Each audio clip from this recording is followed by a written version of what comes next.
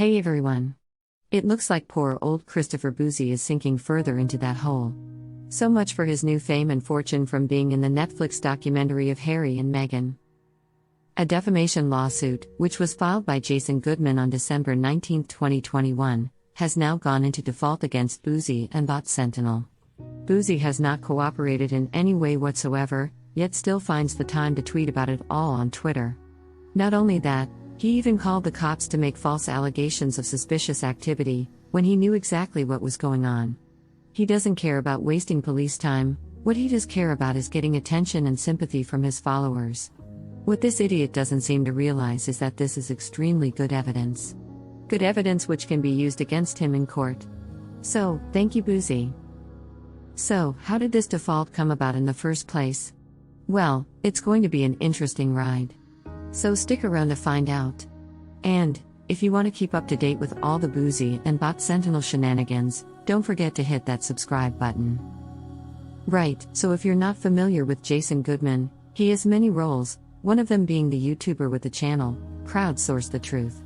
Now in December 2020, Bouzy began a hate campaign against Jason, tweeting false and unfounded allegations that he'd committed an awful crime. This is rather interesting in itself. All of the lawsuits against Bouzy have started with him obsessing about tweeting hate. Bouzy was requested to stop making these allegations, through a cease and desist demand, but he ignored this and continued attacking Jason. Now if you look at this tweet from Bouzy, laughing and making fun of Jason fundraising, it's no different to the private emails Bouzy sends out to his followers. How about this one for example? Bouzy is actually lying in this email, as Nate is suing Bouzy and not Bot Sentinel, but as you can see, there's a nice little blue donate button at the bottom. So we could all laugh and make fun out of Bouzy for this. And we could also laugh purely for the reason that he believes that these emails are going to his fans. Well, I'm afraid to tell you Bouzy, that not all of your followers are fans, after all you have sent me and my team these. He's effectively sending us all of the evidence against him, without him even knowing it. How's that for stupidity? Now here's the thing. This seems to be the exact same pattern as in the defamation lawsuit against him that has been brought on by Nate. Bouzy was making false claims about Nate, but continued even after the cease and desist order had been received. Does Bouzy really think that he is God's gift and can get away with anything? Well, his luck's about to run out. Now through his tweets, Bouzy acknowledged Jason's demand, but as Bouzy didn't stop, Jason filed a defamation lawsuit against Bouzy and Bot Sentinel. Seriously. This next part is the funniest part of it all where Bouzy is concerned. And, you'll have to stick around if you want to laugh and be shocked at the same time. I mean, he's been lying to the process server, lying to the cops, and this complete and utter idiot then tweeted to his followers by putting up all the evidence proving he was lying.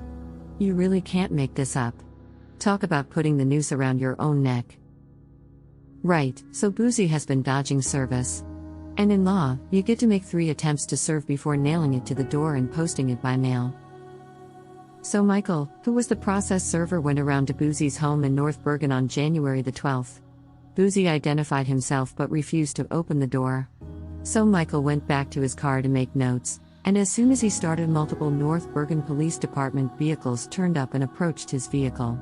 The cops told him that they'd received a complaint from a neighbor about suspicious behavior. But being a process server, Michael has a legitimate reason for being there, as if for the purpose of civil process. Which the cops fully understood. I know that, depending upon where you are, the sheriff's office can assist the process server, as in some states, assaulting a process server is a heightened crime. What actually transpired is that Bouzy had called the police himself, despite knowing full well who Michael was. And, he clearly couldn't resist tweeting about it either, and lying to his followers. Michael made another attempt to serve, while the police were still there, but Bouzy again refused to open the door. And around 1:45 p.m. the officers left the scene. Now, 2 days later, on the 14th, Michael went back to Bouzy's address to serve. And, once again told Bouzy that he was the process server, delivering federal court papers.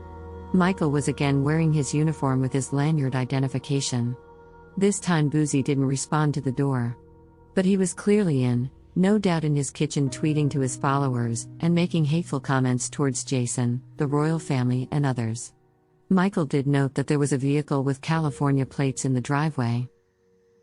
The third and final attempt was made on the 15th. Again, Bouzy was hiding, and so the documents went on his door. And they were also posted by certified mail. Through all of these attempts, Bouzy was at home. No doubt in his kitchen. He doesn't get the nickname, Kitchen Chris, for nothing. But he was constantly tweeting and updating his followers.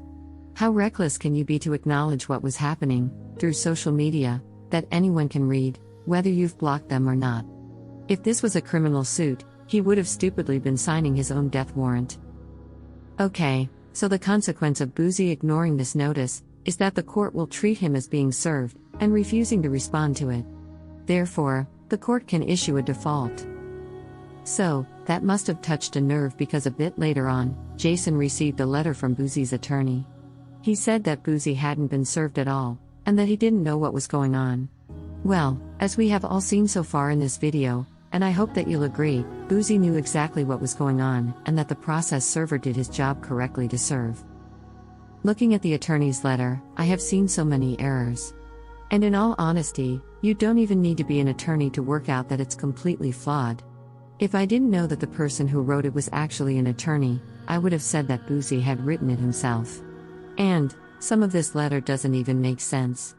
I can't even believe how this got through as a professionally legal filing. Reading this, it looks like Bouzy has been lying to the attorney about being served. But not only that, it looks like the attorney is clearly trying to frighten Jason out of the defamation lawsuit by making threats, specifically by implying that Bouzy will file a criminal complaint against Jason. Now, this is one thing that stands out for me: threatening criminal complaints is highly unprofessional. And I'm wondering whether Bouzy himself had some influence in what was to be written. Any respectful and decent attorney would never write anything like this at all. It just looks like Bouzy's given him a backhander of $100 and told him just to write something to get Jason off his back. And, looking at the request of dropping the lawsuit within 7 days, well, that's clearly been and gone, and nothing's happened. So again, I think that Bouzy must have paid something just to write that letter, rather than to pursue anything further. Bouzy must have thought that would be enough to get rid of Jason. Bouzy's clearly been burying his head in the sand and has done nothing since. This is why Jason filed for default. Interesting, though, is that the attorneys Bouzy has now hired for Nate's defamation lawsuit against him, Ballard Spahr, are the very same ones that Amber Heard has for her appeal. Now, since the motion for default was filed by Jason, these attorneys have written to the judge stating that they were in the process of being retained to represent Bouzy, and once done they intend to move to dismiss Jason's claims, and suggested that the default is not warranted.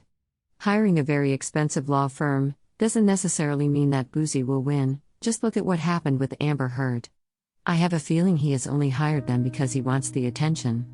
And how is he going to pay for them? Well, Bouzy is either living in hope that he'll win, or that he's going to get all of the money from donations. But one thing is for sure, he should pay all of the rent that he owes from the eviction case. This is the one in 2019 he tried to get out of by filing for bankruptcy, while lying to the court that he didn't own any company, even though he had bought Sentinel since 2018. This isn't the end of it.